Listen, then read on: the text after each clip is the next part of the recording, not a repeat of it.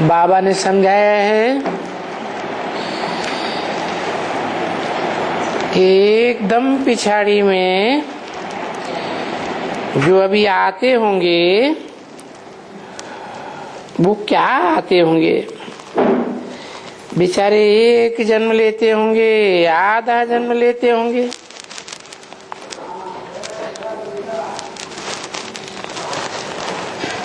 तो एक या आधा जन्म में क्या अनुभव करेंगे इस दुनिया का।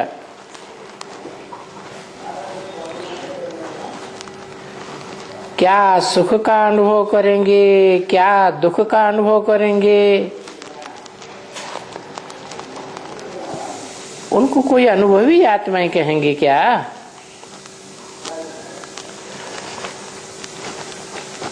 तुम बच्चे तो इस ह्यूज ड्रामा के आदि से लेकर के अंत तक के सारे 84 जन्मों के अनुभवी बनते हो।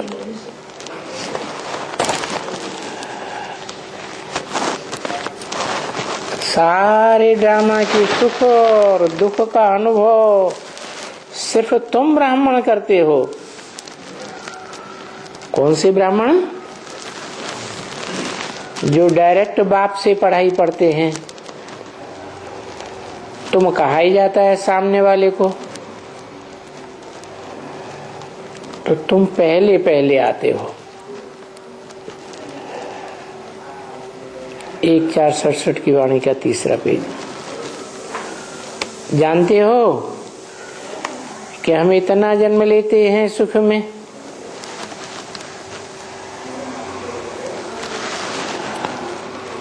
और इतना जन्म फिर दुख में लेते हैं। और तुमको अभी नॉलेज मिली है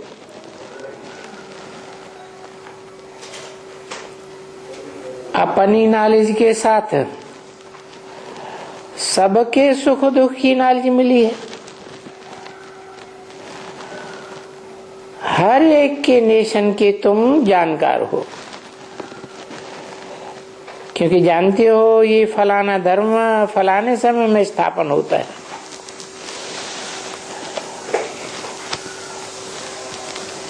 तो हर नेशन की, हर धर्मखंड की तुमको जानकारी है।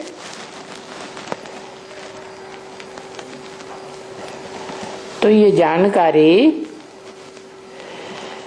नई दुनिया में नहीं होगी, क्योंकि नई दुनिया में तो सिर्फ एक ही धर्म होता है,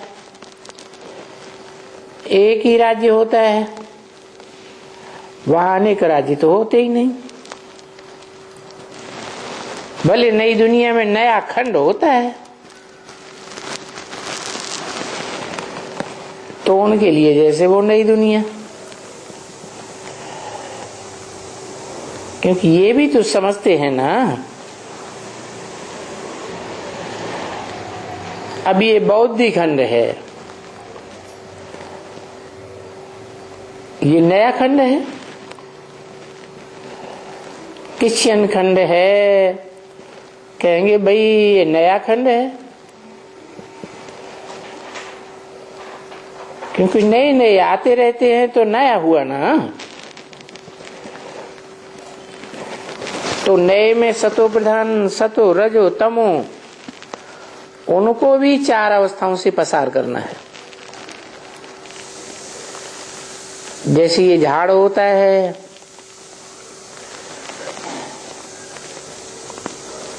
तो ये भी मनुष्य सृष्टि का झाड़ है। सतयुग में सतो प्रधान, त्रेता में सतो सामान्य, द्वापर में रजो, और कलयुग में तमो हो जाता है। तो देखो, पहले पहले सतो प्रधान वाले झाड़ के जो पत्ते होते हैं वो तो फिर बाद में नीचे होते जाते हैं।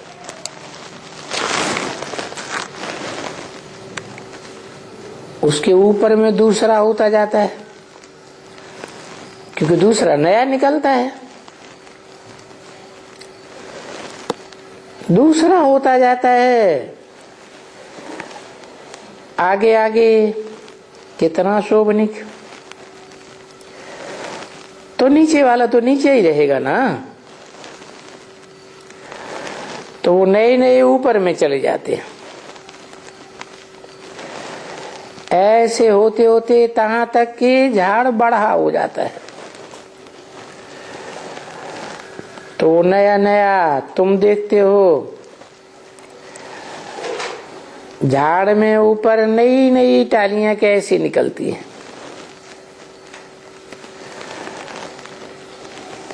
जब भी देखो कोई भी झाड़ होगा, आम का झाड़ भले पुराना भी हो जाए, तो जब बरसात के बाद देखेंगे तो ऊपर में पत्ते उनके बहुत हरे हरे हो जाएंगे और छोटे छोटे भी निकलते रहेंगे। बरसात के बाद ऐसा होता है ना, तो ये भी संगम युग है, तुम्हारी ज्ञान की बरसात। उसके बाद सतयुग में नए नए पत्ते निकलते रहते।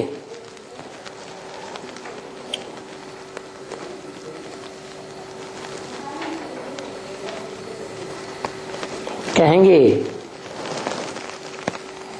सबका दिमाग ठंडा रहता है, जैसे शीतलता का मौसम हो गया, पीछे उनमें बूर निकलते हैं। तो अभी इसमें बूर तो यही है ना, वो फल यही निकलते हैं, क्योंकि जो बूर निकलता है वो तो कोई काम का नहीं होता है। फल निकलते हैं वो काम के होते हैं।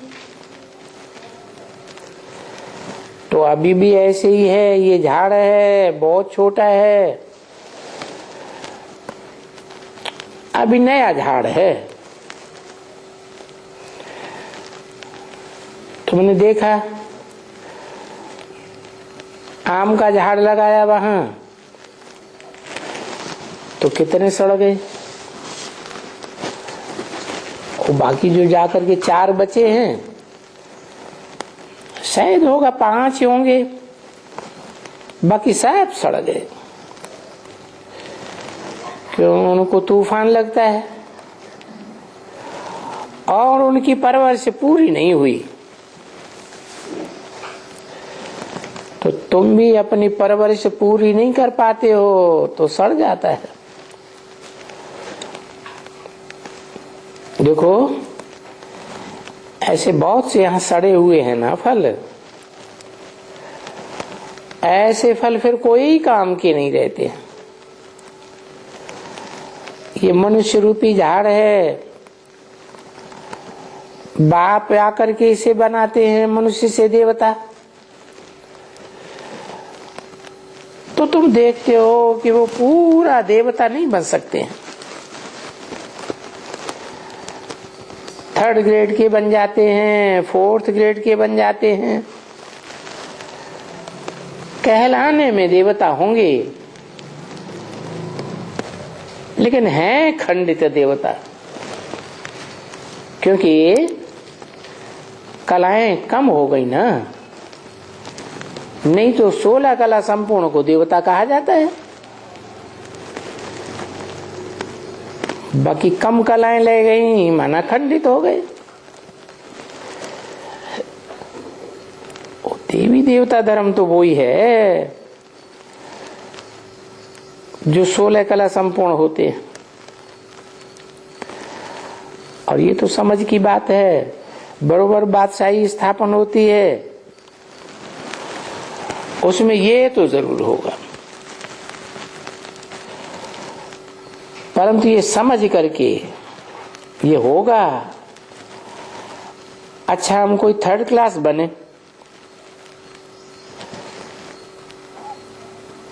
ये तो बेसमझी हो गई। अच्छा संकल्प करना चाहिए ना। तो समझा जाता है इन्हें अच्छा संकल्प नहीं आता है, ये माया से लड़ नहीं सकते हैं, फेल हो पड़ते हैं। और फेल होने की बात तुम तो बहुत जानते हो। ऐसी बहुत चिट्ठियां आती हैं, बोलते हैं बाबा हम तो फेल हो गए। नहीं तो ऐसे कभी किसी को चिट्ठी लिखते हैं क्या? कोई को डर लगता है, वो ख्याल करते हैं तो लिख देते हैं बाबा हम फेल हो गए। तो बाबा कहते फेल हो गए तो मूत पलीती कपड़े धो गए। अभी मूत पलीती कपड़े को कौन हाथ लगाएगा? नहीं, वो तो ठीक नहीं है, क्योंकि अभी तो तुम जानते हो कि मूत पलीती कपड़ वो बाप उनको गोद में कैसे लेंगे?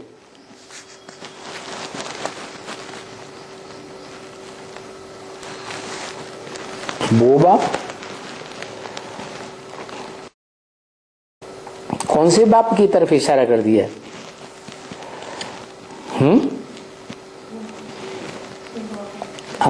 शिव बाबा।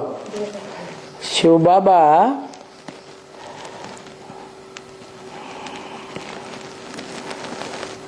शिव बाबा जब कहें तो वो तो ग्रैंडफादर हुआ। और ग्रैंडफादर पहले होता है कि बाप पहले होता है? बाप पहले होता है, ग्रैंडफादर बाद में होता है? ग्रैंडफादर पहले होता है, उसका बच्चा पैदा होता है, वो फिर बाप कहा जाता है जब बच्चे पैदा करता है। तो बताया कि जो मूत पलीती हो जाते हैं उनको बाप फिर गोद में कैसे लेंगे? बाप माना मनुष्य सृष्टि का बाप।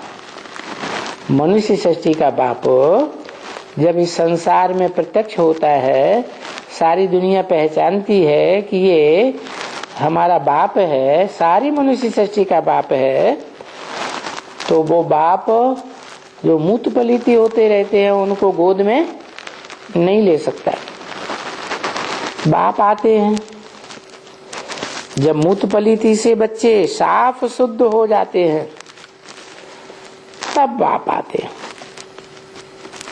कौन सी बाप की बात है?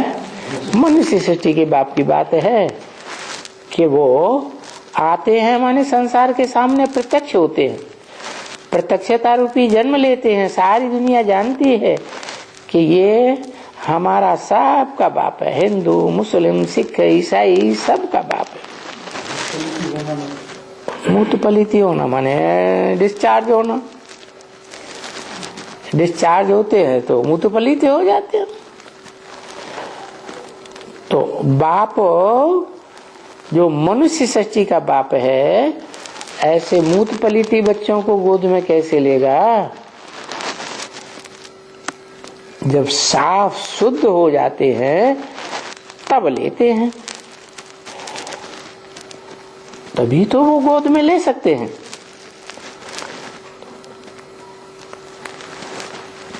वो कह के क्यों दूर कर दिया?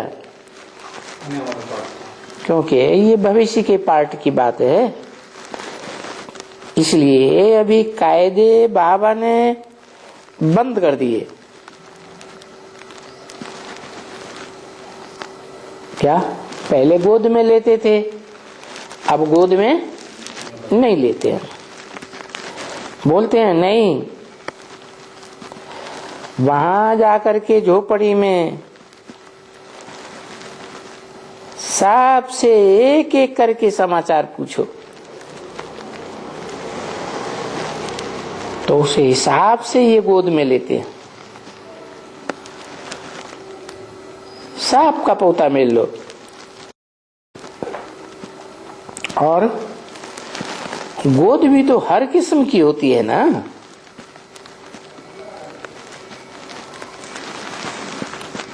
है, समझा ना?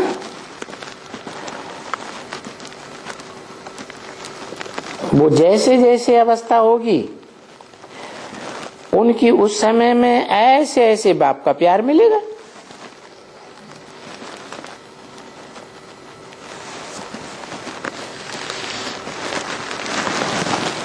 सगीर होगा, समझदार होगा, ज्ञान को समझेगा, अच्छा पुरुषार्थ करेगा तो बाप का प्यार भी गहराई से मिलेगा।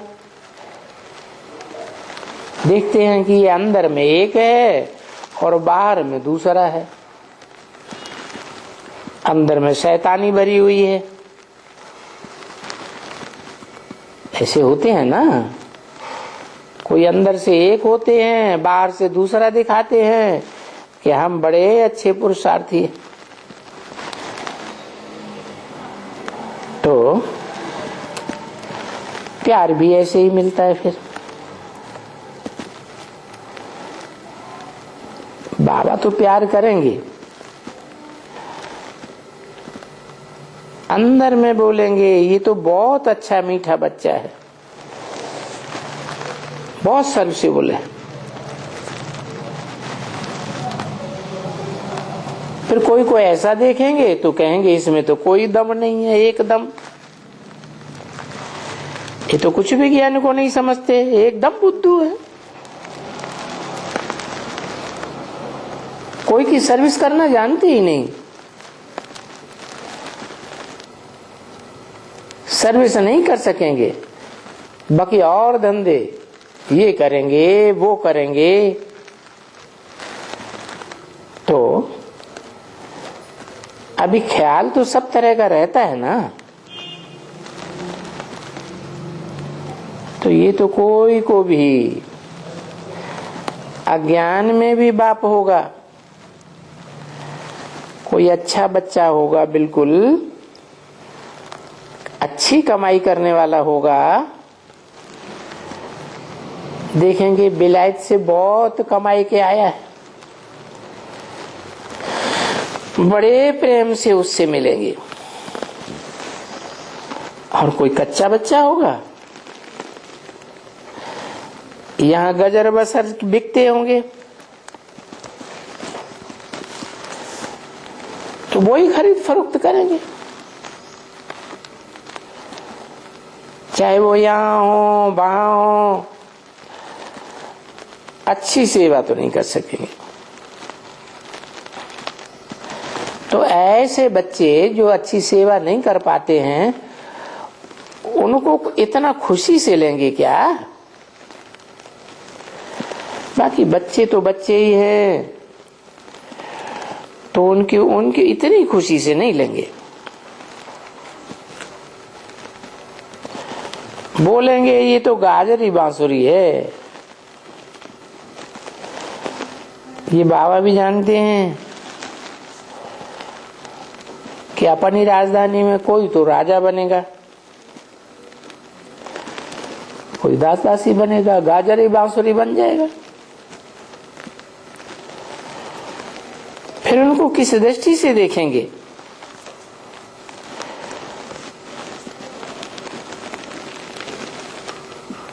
दोनों बाप दादे साथ ही साथ है ना। ये तो बच्चे तो सभी हैं, परंतु फिर भी जब वो डाडा आते हैं पढ़ाने के लिए, अच्छी तरह से पढ़ाने के लिए आते हैं, तो पढ़ना चाहिए ना। कौन आते हैं पढ़ाने के लिए? दादे, बाप दादे कहा जाता है ना। बाप का भी बाप माना दादे। कहते हैं ना कि बाप का वर्षा मिले या न मिले, दादे का वर्षा जरूर मिलता है। हाँ, बाप दादे।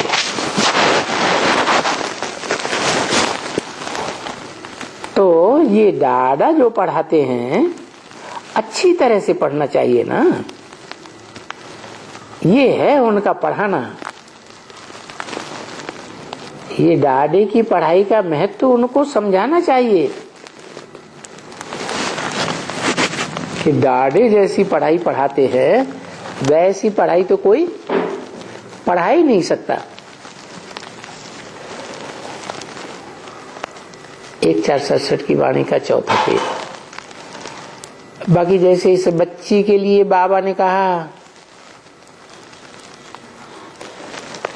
कोई भी धर्म हो तो उनको ये पहले पहले होना चाहिए कि बाप को कहा ही जाता है लिबरेटर।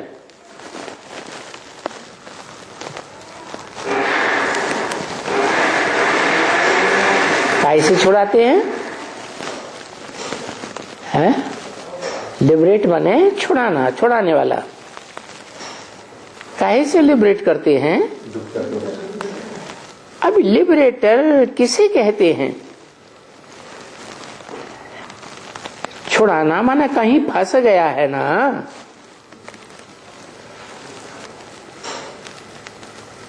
गीता में आखिरी पुरुषार्थ क्या बताया? नष्ट मोह, मोह नष्ट हो जाए, यही बड़ा पुरुषार्थ है। किसका मोह नष्ट हो जाए? आत्मा का मोह नष्ट हो जाए। किससे मोह नष्ट हो जाए? मोह माने लगाओ, संग दोष में आ गया। किसके संग दोष में आ गया? आत्मा है। अरे संग दोष में आया देह के, देह की इंद्रियों से जन्म जन्मांतर सुख लिया ना, तो संग दोष में आ गया, तो देह में फंस गई बुद्धि। यहां तक बुद्धि देह में फंस जाती है कि अपन को क्या समझ लेते? देह ही समझ लेते। तो देह के बंधन से छुड़ाने वाले को कहा जाता है लिबरेटर। जरूर कहीं फंस गया था ना, तो गाइड तो चाहिए ना। तो ये लिबरेटर और गाइड आखिरी कौन है? एवरलास्टिंग लिबरेटर और गाइड, उनका परिचय देना है? कौन है? उनका क्यों कह दिया है? एवरलास्टिंग, इसके बाद और कोई भी लिबरेटर गाइड नहीं मिलेगा। वो ऊंचे से ऊंचा लिबरेटर गाइड है, पंडा है, ठिकाने लगाने वाला। उनको कह देना चाहिए कि ये है सुप्रीम गॉड फादर। कैसा फादर? सुप्रीम। फादर्स के बीच इनकी सुप्रीमेसी है। दुनिया में जितने भी फादर्स हैं, चाहे वो ग्रेट फादर्स ही क्यों न हुए हों, धर्म पिताएं, इब्राहिम, बुद्ध, क्राइस्ट वगैरह, उनके बीच में भी ये सुप्रीम गॉड फादर की सुप्रीमेसी है। किस बात में? लिबरेट करने में, गाइड करने में। क्योंकि यही मूल बात है। सुप्रीम गॉड फादर जब आते हैं, वो समय जब उनका आता है ड्रामा के प्लान अनुसार, तो एक दो को लिबरेट करेंगे या सबको लिबरेट करेंगे? सबको लिबरेट करेंगे। तो आया क्या? 80 साल हो गए, अभी आया है सुप्रीम गॉड फादर। आया है? आया कि नहीं आया? नहीं आया। अरे अब ब्रह्मा कुमार कुमारी ये बात मानेंगे कि आया नहीं आया है? तो कब आएगा है? बाबा कहते ड्रामा प्लान अनुसार आएगा तो सबको लिबरेट करेंगे। क्या ऐसे नहीं ब्रह्मा कुमार कुमारियों को या प्रजापिता ब्रह्मा कुमार कुमारियों को लिबरेट कर देंगे? कैसे लिबरेट करेंगे? हैं? देह के बंधन से लिबरेट करेंगे, देह के संबंधियों से लिबरेट करेंगे, देह की जो इंद्रियों का सुख लेने का लगाव लगा पड़ा है उससे लिबरेट करेंगे। जो भी धन संपत्ति में लगाव लग जाता है उस धन संपत्ति से भी बुद्धि लिबरेट करेंगे। क्योंकि जब वो लिबरेट करते हैं तो जिनको लिबरेशन मिलता है वो कहां पहुंच जाते हैं? सुखधाम में पहुंचे जाते हैं। वहां कोई भी फंसा हुआ नहीं होता है। क्यों? कोई फंसा हुआ नहीं होता है। राधा की दृष्टि कृष्ण में फंसी हुई नहीं होती। हाँ, भले देखने में आता है कि राधा की दृष्टि कृष्ण में फंसी हुई है, कृष्ण की दृष्टि राधा में फंसी हुई है, लेकिन क्या वो आत्मिक स्थिति में एक दूसरे को देखते हैं या दृष्टि को देखते हैं? हैं? आत्मिक स्थिति है ना, तो देह के बंधन से तो लिबरेट हो गए ना। तो हेवन में कोई फंसा हुआ नहीं है। क्या उसका नाम ही है बिन। बिन माने जीत लिया, है जीत लिया है।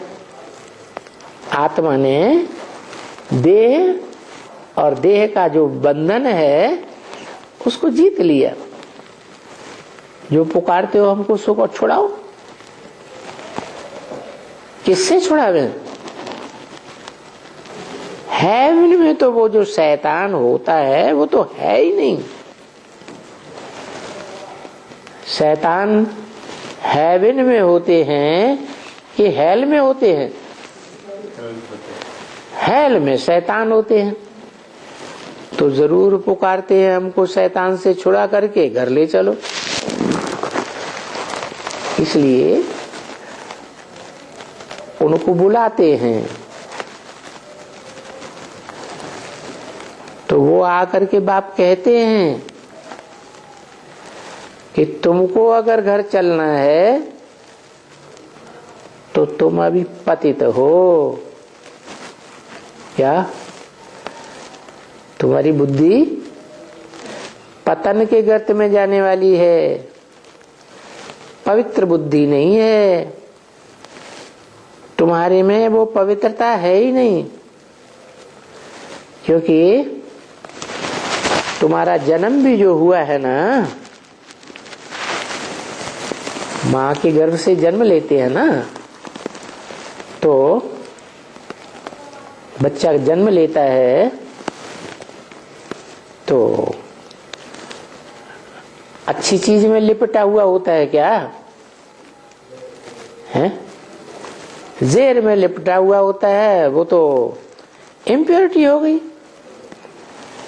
अगर तुम प्योर बनो, मुझे याद करके करके कि गॉड फादर ऐसा कहते हैं, मुझे याद करो, तो जो इम्प्योरिटी तुम्हारे में आ गई है, पतित हो गए हो, इम्प्योर हो गए हो, मुझे याद करो तो तुम प्योर हो जाएंगे। किसने कहा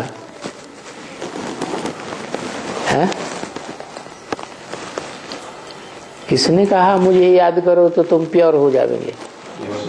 शिव बाप ने कहा प्योर हो जाएंगे तो तुम बिंदु बन जाएंगे।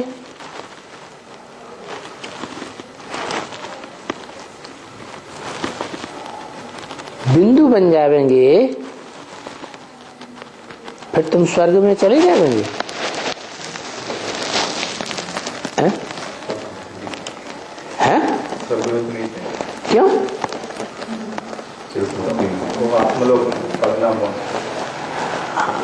आत्मलोक तो जो बाप का घर है वो ही तो आत्मलोक है। और बाप कौन बताया अभी? मनुष्य सृष्टि का बाप है तो और कहाँ का वासी है?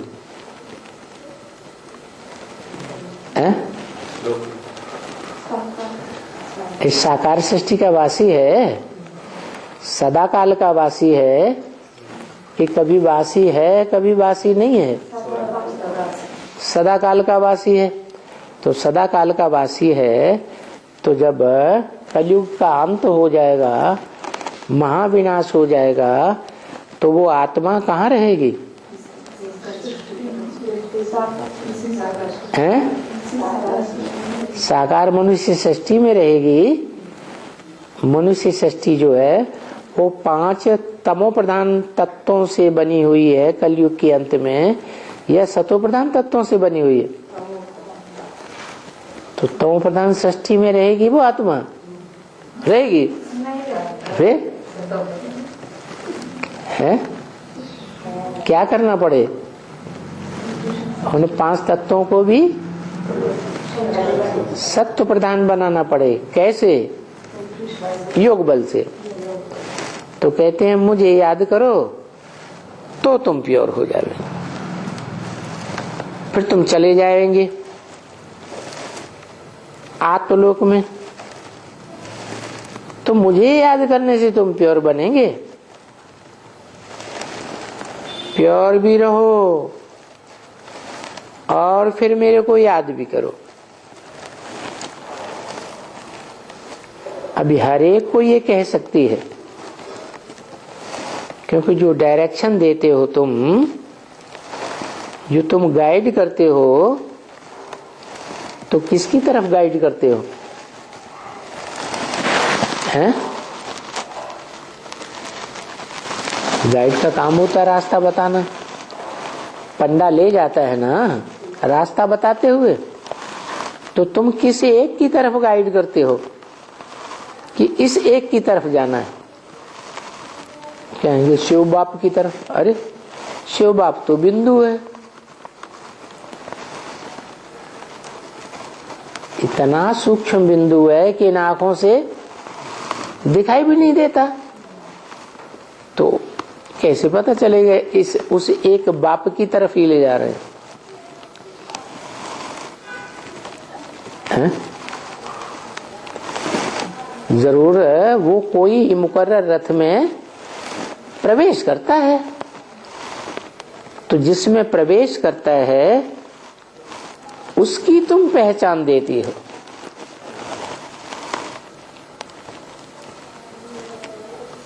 एक की तरफ इशारा करती हो, क्योंकि जो डायरेक्शन देते हो तुम, जो गाइड करते हो, बाप की तरफ में ही करते हो।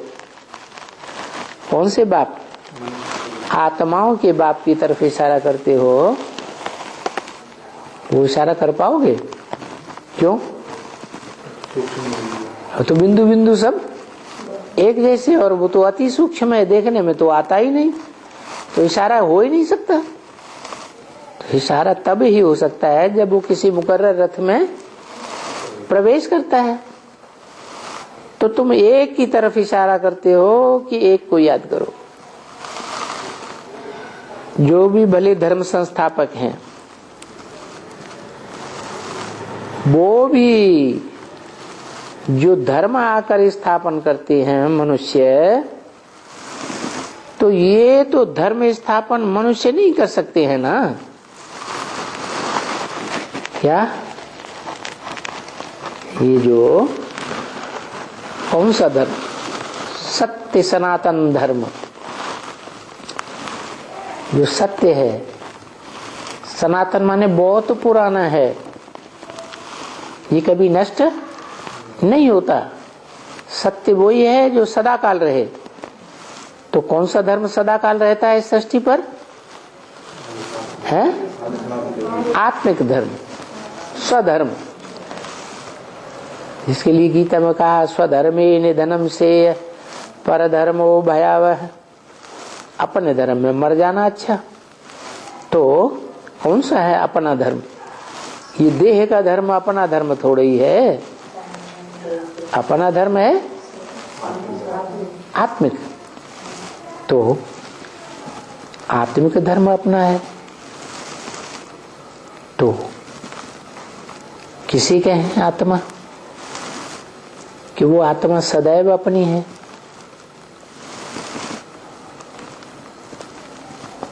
और आत्माएं पराई पराई हो सकती है। आज अपनी है, कल पराई बन जाएंगे। लेकिन एक आत्मा वो कौन है जिसकी तरफ हम इशारा करते हैं कि उस एक को याद करो।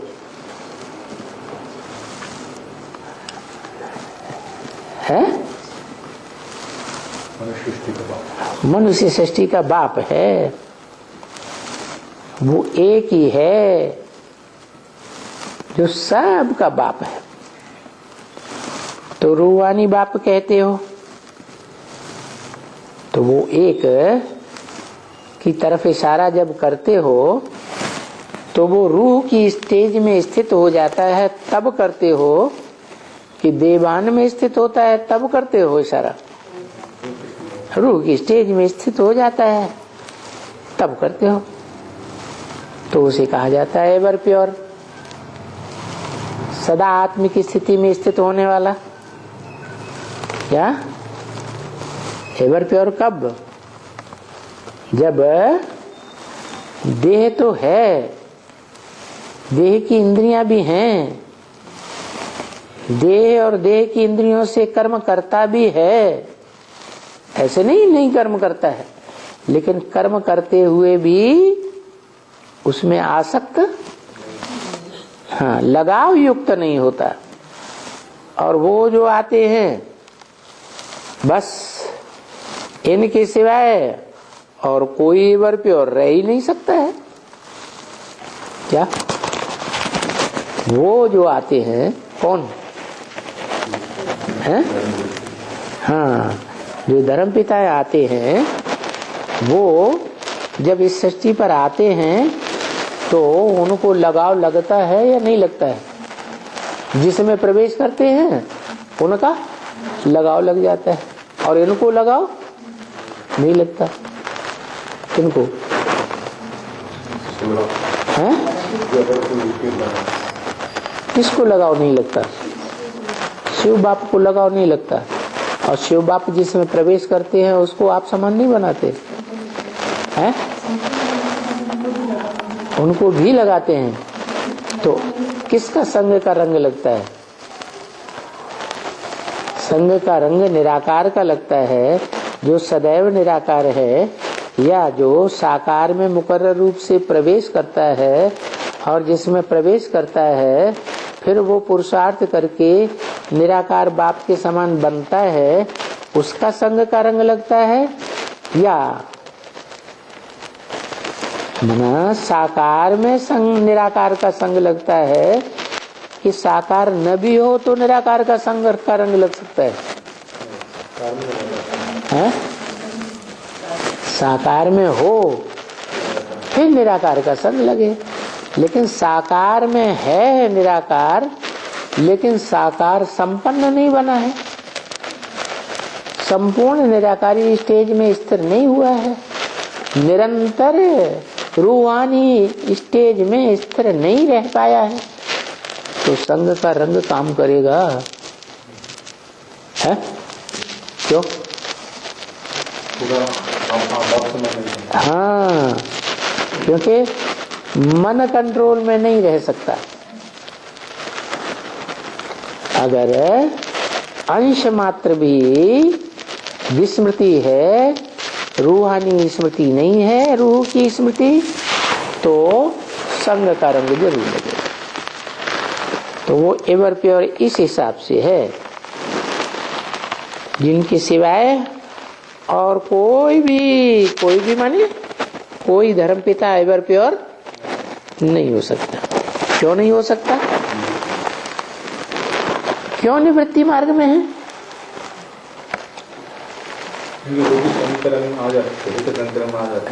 क्योंकि वो पूरा ज्ञान नहीं उठाते।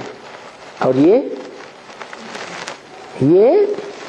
जब से वो निराकार सुप्रीम सोल शिव इस सृष्टि पर आते हैं तब से लेकर के और जब तक चारों युगों की ब्रॉड ड्रामा की शूटिंग हो तब तक भी वो उस स्थिति में स्थित होने का प्रयास पक्का कर लेते हैं। बाकी जो आते हैं सो प्योर से इम्प्योर जरूर बनते हैं। कौन? धर्म पिता है, माने पुनर्जन्म जरूर लेते हैं। और ये ब्रह्मा आता है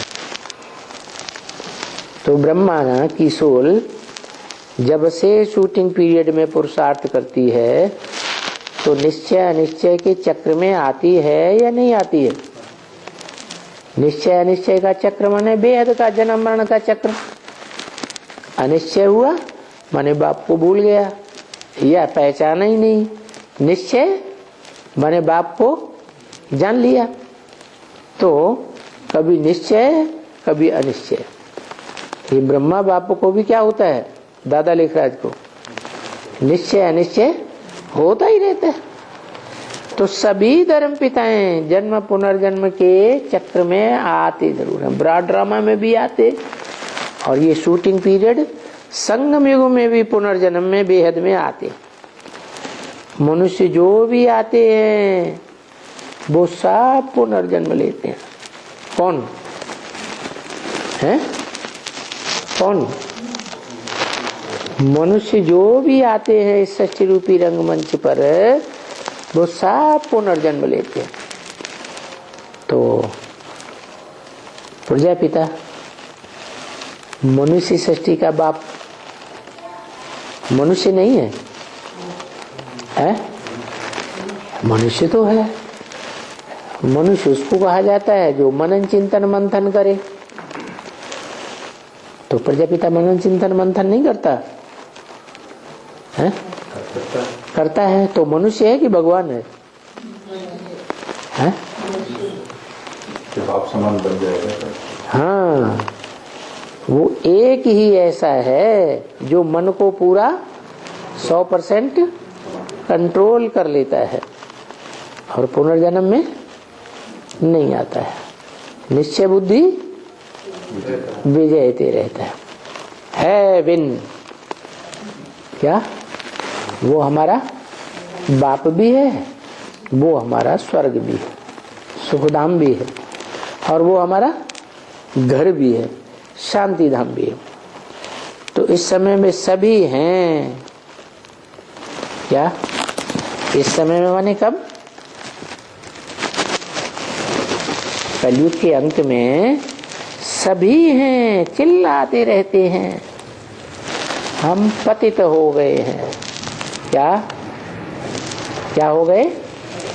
हमारी बुद्धि जो है, हम आत्मा जो है वो पतन के गर्त में गिर गए, मिट्टी में। देह क्या है? मिट्टी है।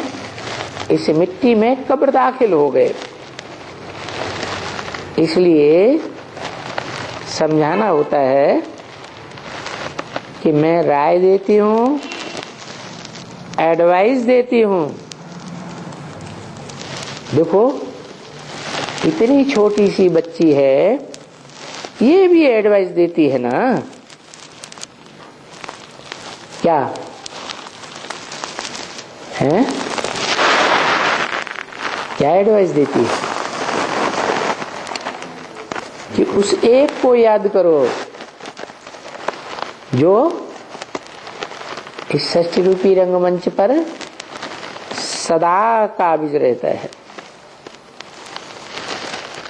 अगर अभी तुम स्वीट होम में जाते हो,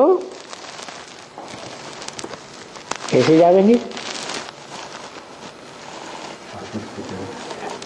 स्वीट होम में तब ही जाएंगे जब इस दुनिया से तुमको वैराग आ जाए। क्या? नहीं तो बाप के घर में जाना नहीं हो सकता। देखते हो कि मौत सामने खड़ा है विनाश के लिए। काहे का विनाश होता है? आत्मा का तो विनाश नहीं हो सकता। काहे का विनाश होता है? शरीर का विनाश होता है। तो शरीर तो सबके विनाश हो जाएंगे।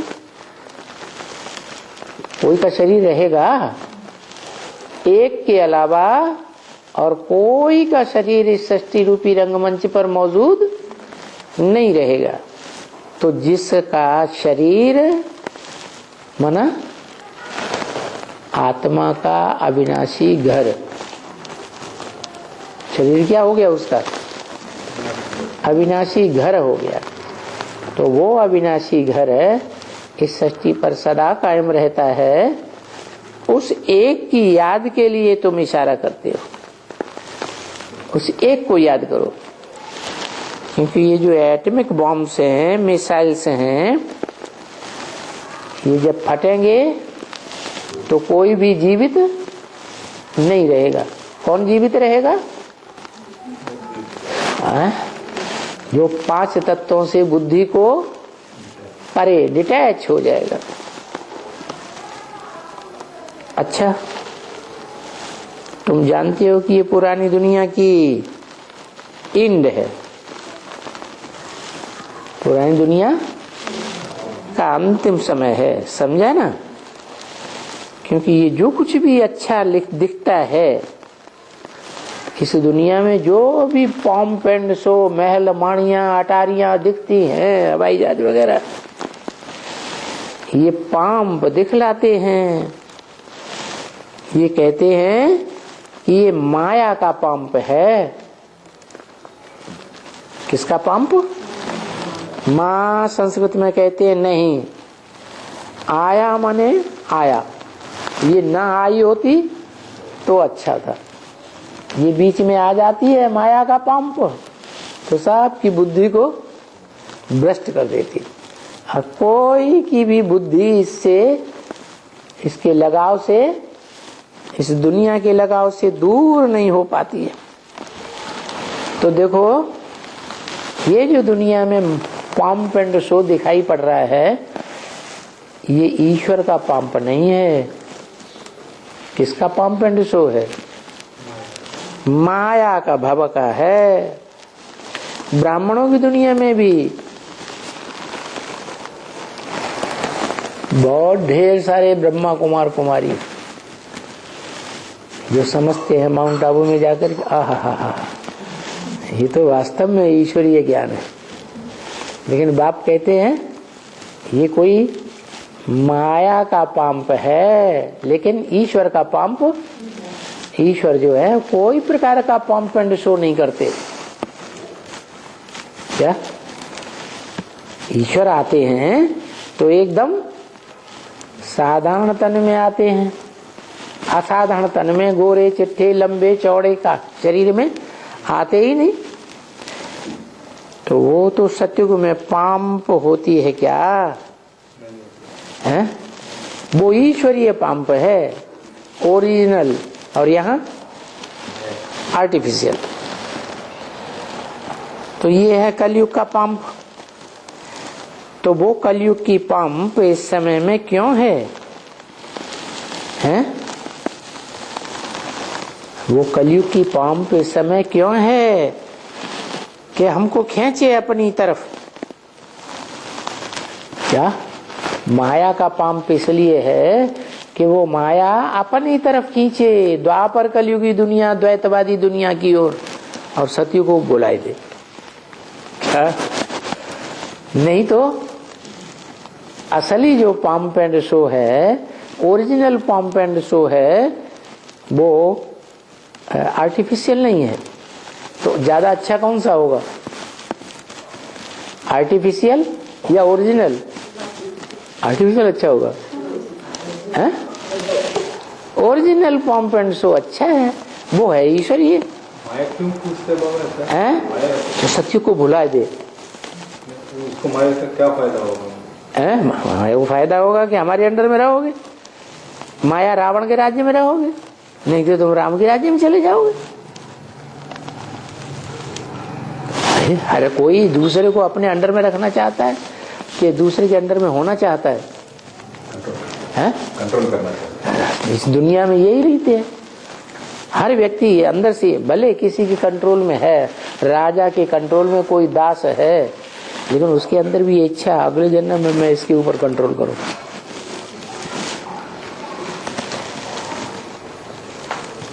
तो माया भी यही काम करती है, हमारी बुद्धि को सत्युग में जाने से रोक लेती है। इसलिए इतना माया का पंप एंड शो दिखाती है कि सत्य को बुलाए देती है।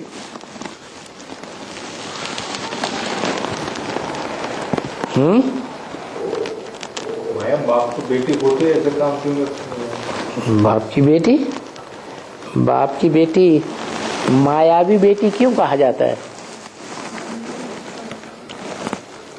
मायावी बेटी क्यों कहते हैं? है तो बेटी, लेकिन बुद्धि में उसकी माया घुसी हुई है। बेटी है तो बेटी की तरह रहना चाहिए कि जैसे कुमारिका दादी ने टाइटल ले लिया था अमेरिका में जाकर के, कौन सा टाइटल ले लिया है? World mother. ठीक, तो वर्ल्ड मदर बन के बैठेगी बाप के सामने, तो माया नहीं है, मदर है तो बेटी, लेकिन वर्ल्ड मदर बन के बैठ गई बाप के साथ, जगत पिता के साथ। तो बुद्धि में माया घुसी हुई है ना।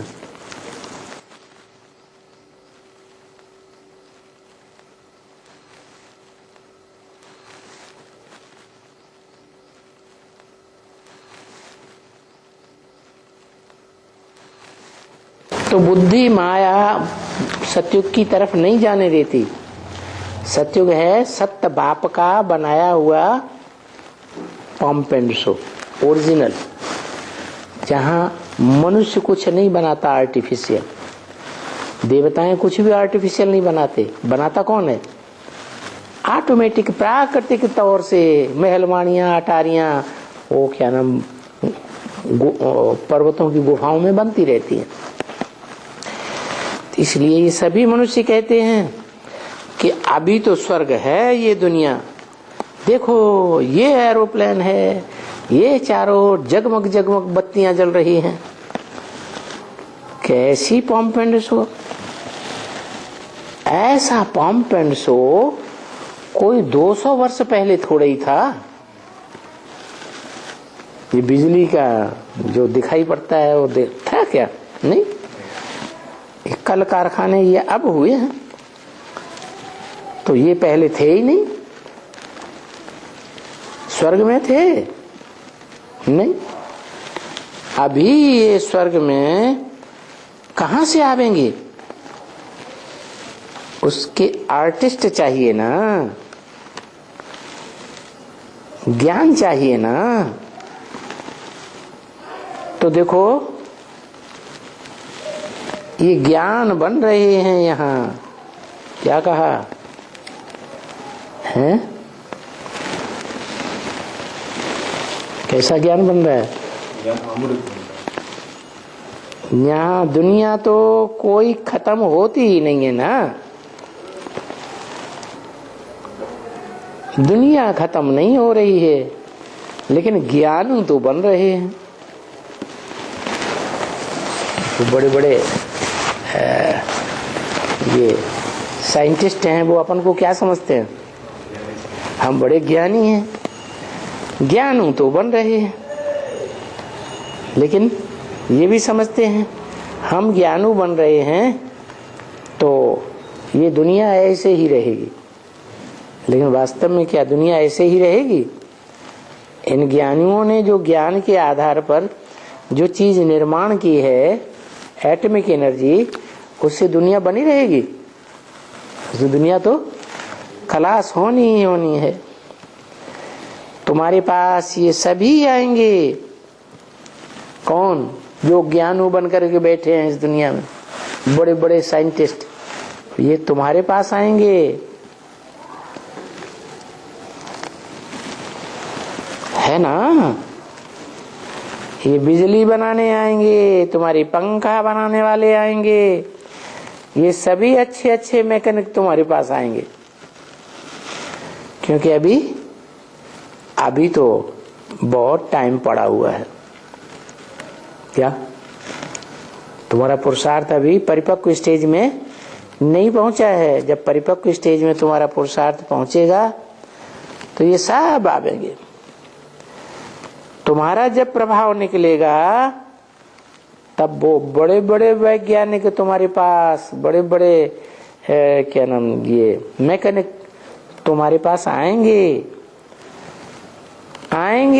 किंतु कोई राजाई में नहीं आएंगे। क्या? क्यों? क्योंकि वो यहाँ ही बड़े ज्ञानी बन चुके हैं। ज्ञानू ऐसे बन चुके हैं कि मारे अहंकार के किसी बाप के बच्चों को भी गालियां देते रहते हैं, बाप के बच्चों से भी लड़ाइयां लड़ते रहते हैं। अहंकार आ जाता है, डॉगरी पढ़ाई कर। आएंगे, राजा नहीं बनेंगे। क्या? क्या बनेंगे? कारीगर बनेंगे। कारीगर लोग फिर भी तो तुम्हारी रैयत हो जाएंगे ना। रैयत बने प्रजा बन जाएंगे। जो रैयत होकर के आएंगे तो वो सभी सीखे हुए तो आएंगे ना कारीगरी। अभी सीख करके आएंगे,